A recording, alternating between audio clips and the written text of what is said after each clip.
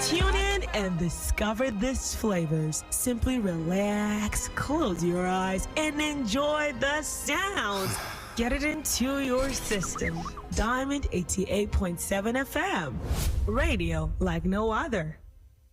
You can only get timely, credible, and reliable news on your shining Supreme station. Diamond 88.7 FM, Iroyin.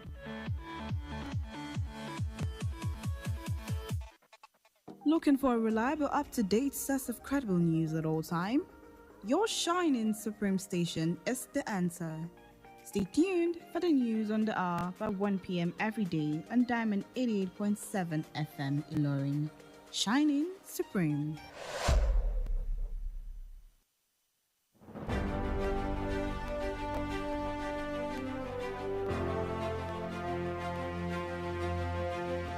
From the news desk of Diamond 88.7 FM Iroyin, this is News on the Hour. In the headlines, President Tinubu sent 70,000 naira minimum wage bill to National Assembly.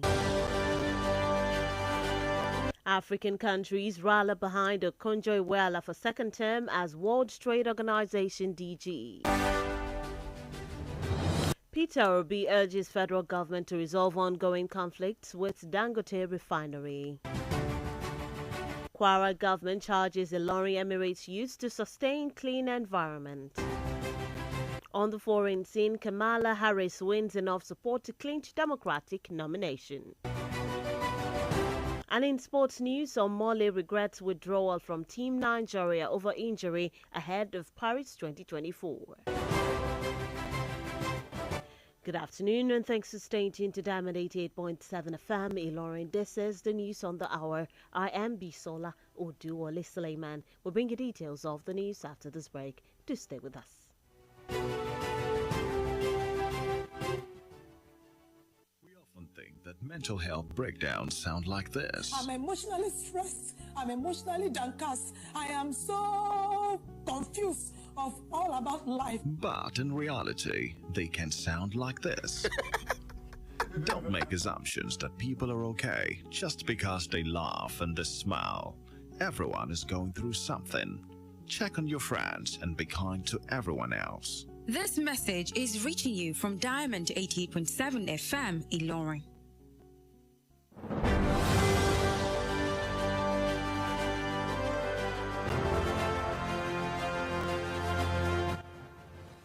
Welcome back from that short time out. Please note that you can listen to us via our website www.diamondfm.net or watch us live on Facebook at Diamond 87 FM and YouTube Diamond FM Iroyin. Now the news in detail. President Bola Tinubu has presented the minimum wage bill to the House of Representatives for consideration and passage into law. This bill is expected to legalize the 70,000 naira minimum wage recently agreed upon between the organized labor, the organized private sector, and the government after a series of long-drawn negotiations.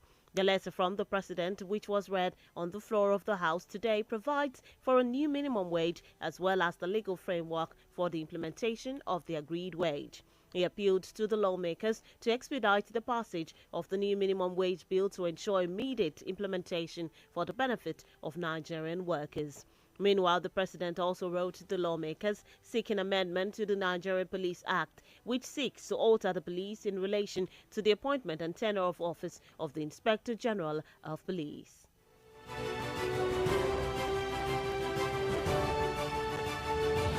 No fewer than 58 out of the 164 member states of the World Trade Organization (WTO) have thrown their weight behind a proposal from the African group backing the incumbent Director General Ngozi Okonjo-Iweala to serve a second term.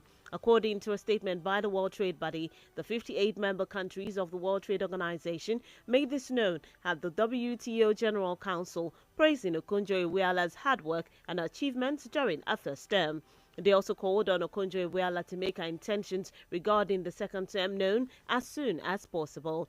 The 70-year-old Nigerian expressed appreciation for the support from members and stated that the call of the members would not be taken for granted. She, however, said she would get back to the members very soon regarding our intentions.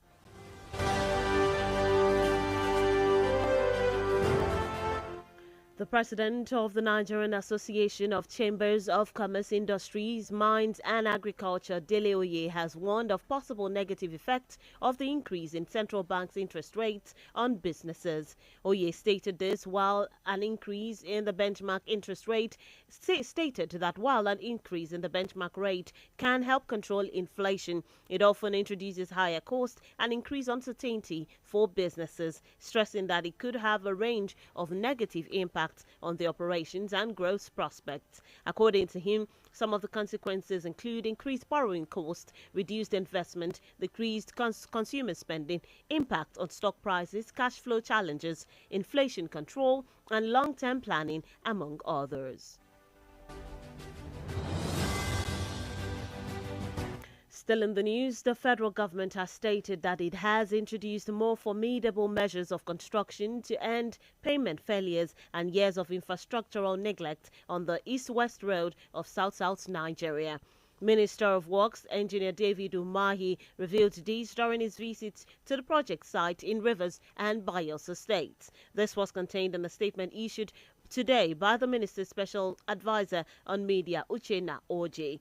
Speaking after the inspection of the progress of the work, Umahi disclosed that the federal government redesigned the inherited ongoing project using reinforced concrete technology to end the perennial pavement failures and years of road neglect across the wetland Niger Delta, adding that the height of the road was increased above the flood level.